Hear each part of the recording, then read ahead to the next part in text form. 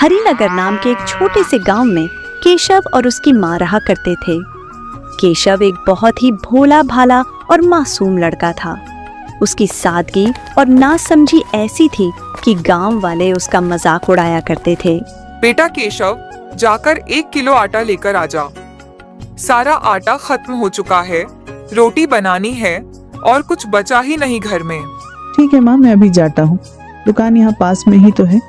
अरे केशव सुन, जरा आटा लेते वक्त थोड़ा ध्यान रखना, अच्छी क्वालिटी का लेना।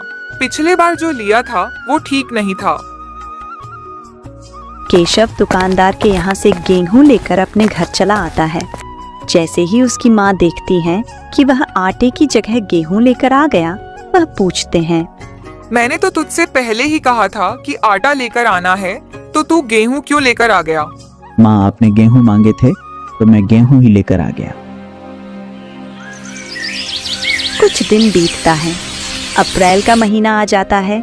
सूरज अपना रंग दिखाना शुरू कर देता है। चारों तरफ पेड़ पौधे मुरझा जाते हैं और खेत बंजर हो जाते हैं। गांव के सभी लोग पानी के लिए तरसने लगते हैं। प्यास से उनकी हालत खराब होने लगती है। बच्चे, बूढ़े, जवान सब पानी की एक एक बूंद को तरसते हैं। ऐसे में गांव का एक सेठ, जिसकी जमीन पर किसी चमत्कार से थोड़ा पानी बचा रहता है, वह उस पानी को ऊंचे दामों पर बेचना शुरू कर देता है।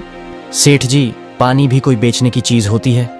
ये तो ऊपर वाले की देन है, प्रकृति का वरदान है जो सबके लिए खुला होना चाहिए। आप इसे क्यों बेच रहे हैं? ये पानी आपकी मेहनत से नहीं भरा, ये तो बारिश का पानी है। अरे श्याम, ये मेरी जमीन पर है तो मेरा हक हुआ ना, और मैं अपनी चीज का जो मन करे वो कर सकता हूँ। अगर पानी चाहिए तो दाम चुका, वरना आगे बढ़। बहुत लोग लाइन में खड़े हैं खरीदने के लिए।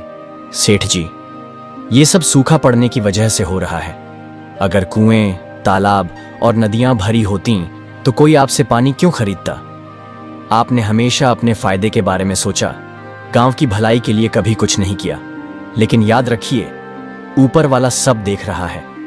अगर हमारे कुएं तालाब न सूखे होते तो हमें आपकी दुकान पर आने की जरूरत ही न पड़ती। केशव पानी लेने चला जाता है। अरे सेठ जी, एक घड़ा पानी दीजिए। कितने का दिया है? एक घड़ा पानी 10 रुपए का है। अरे सेठ जी, ये क्या माजरा है?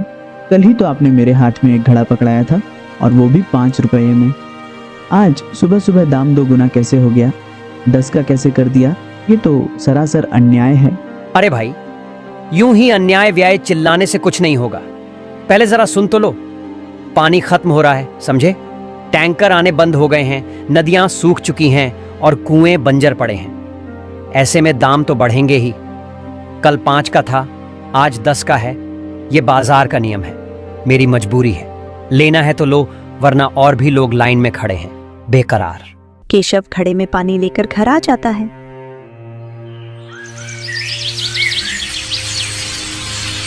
माँ, खाना तो किसी तरह बन ही जाएगा, लेकिन खेतों का क्या? पूरा खेत सूख चुका है।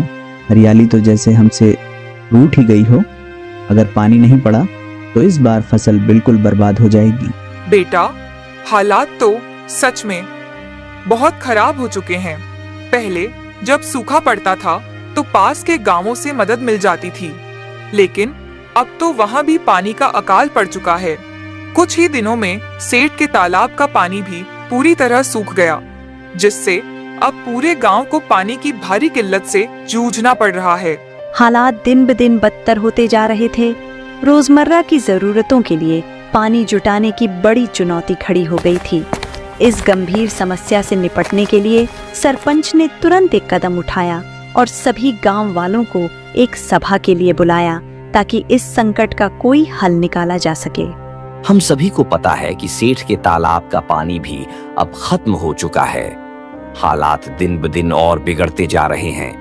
अब अगर हमने कुछ नहीं किया तो हमारा गांव भी इतिहास बनकर रह जाएगा। हमें कोई न कोई हल निकालना ही होगा। सरपंच जी, ये संकट तो पहले कभी नहीं देखा। खेत बंजर हो गए, मवेशी मरने के कगार पर हैं और लोग भूख प्यास से बेहाल हैं। कुछ न कुछ करना ही होगा, वरना हालात और बिगड़ जाएंगे। सरपंच जी, मैं सोच रहा हूं, हमें उस रेगिस्तान की ओर जाना चाहिए जिसके बारे में हमारे बुजुर्ग कहते आए हैं।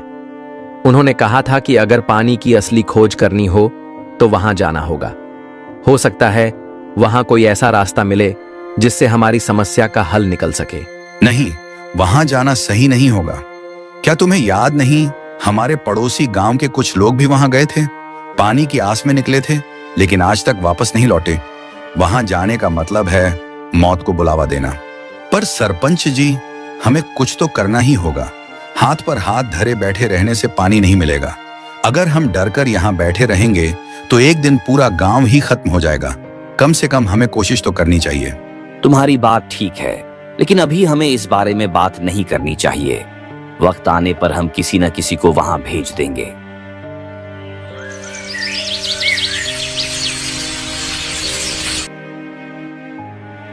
तुमने देखा बहन, तालाब पूरी तरह सूख चुका है। अब हम पानी कहाँ से लाएंगे? घर में पीने तक का पानी नहीं बचा और मवेशियों को भी पानी नहीं मिल रहा। अगर ऐसा ही चलता रहा तो हमारा गांव प्यास से मर जाएगा। हाँ बहन, मैंने भी देखा, हालत तो बहुत ही खराब होती जा रही है।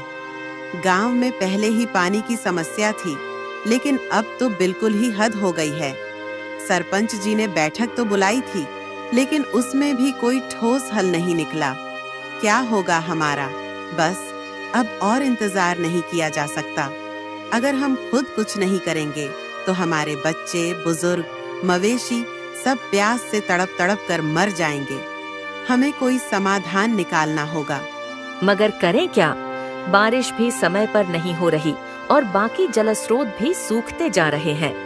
अगर कहीं पानी बचा भी है तो वहां तक पहुंचना आसान नहीं।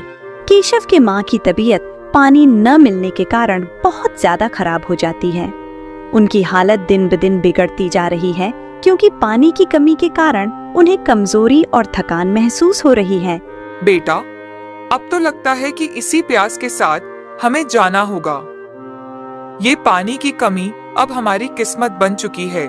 नहीं माँ जी, आप ऐसा मत कहिए। मैं आपको मरने नहीं दूंगा। मैं कुछ ना कुछ इंतजाम जरूर करूंगा।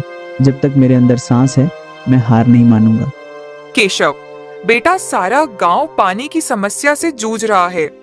मुखिया जी भी क्या करेंगे?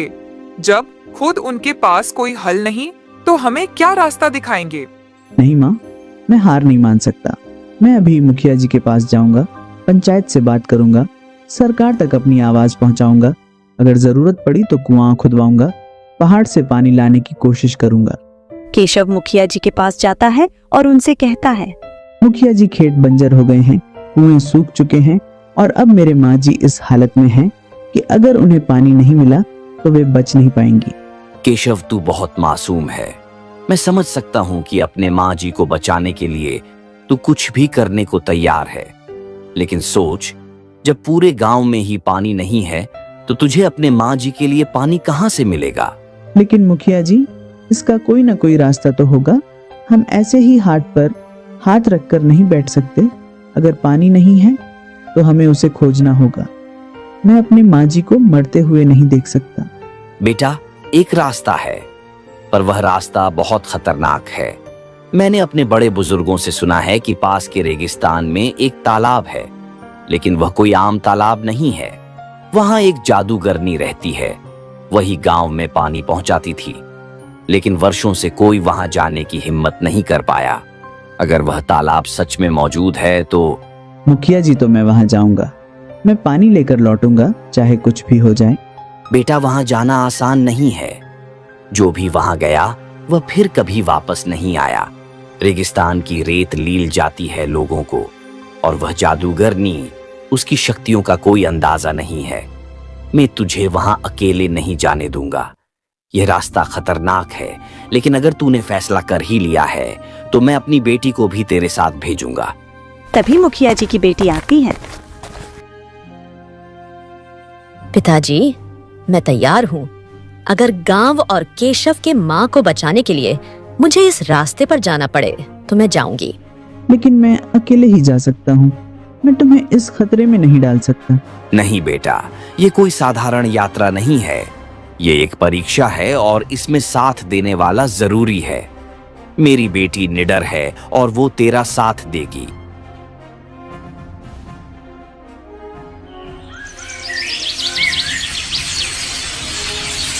मुखिया की बेटी और केशव दोनों रेगिस्तान की ओर निकल पड़ते हैं। अपने लक्ष्य की ओर बढ़ते हुए वे लंबे समय तक चलते रहते हैं, लेकिन अचानक एक भीषण तूफान आ जाता है। तेज हवाओं और उड़ती रेत के कारण उनकी राह मुश्किल हो जाती है और वे आगे बढ़ने में असमर्थ हो जाते हैं। अब मुझसे और नहीं चला जाएगा। मैं बहुत थक चुका हूँ।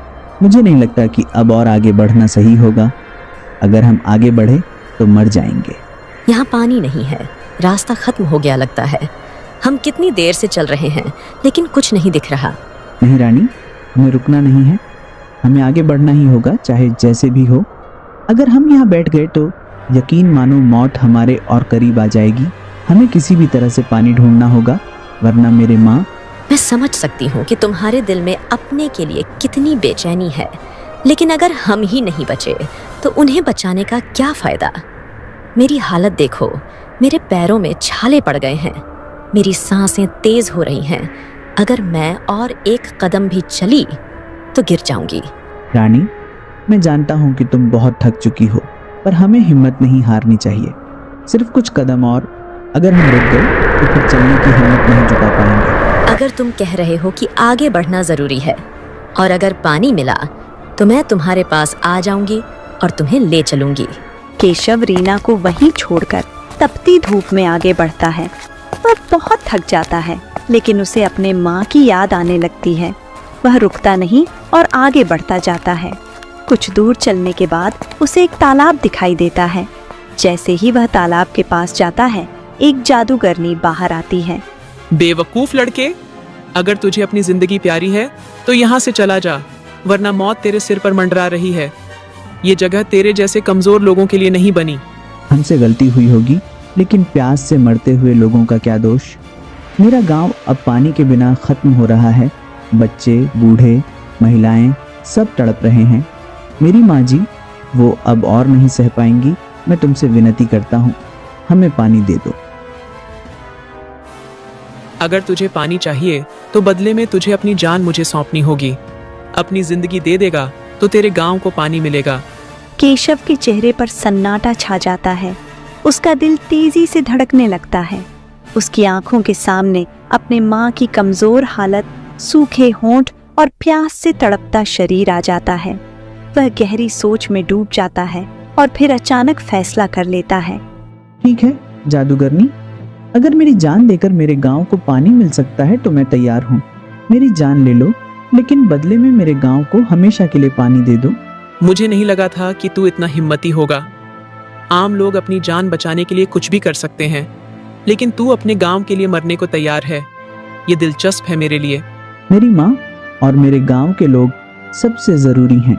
अगर मेरी कुर्बानी से उनकी प्यास बुझ सकती है तो इससे बड़ी खुशी मेरे लिए कुछ नहीं होगी।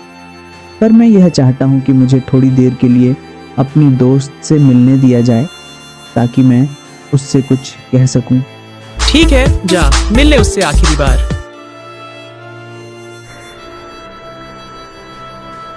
रीना, मेरे माँ से कहना कि उनका केशव बेवकूफ नहीं था, हिम्मत वाला था। उसने अपने गांव के लिए अपनी जान कुर्बान कर दी, लेकिन कभी हार नहीं मानी। और गांव वालों से कहना कि पानी अनमोल है, उसकी बर्बादी ना करें, क्योंकि जिसे प्यास की सच्ची तकलीफ नहीं पता, वो कभी उसका महत्व नहीं समझ सकता। नहीं केशव, ये तुम क्या कर रहे हो? तुम ऐसे कैसे जा सकते हो? हम कोई और रास्ता निकाल लेंगे। प्लीज मत जाओ। रानी, तुम बहुत बहादुर हो। तुम्हारा बहुत बहुत धन्यवाद कि तुम मेरे साथ यहाँ तक आई।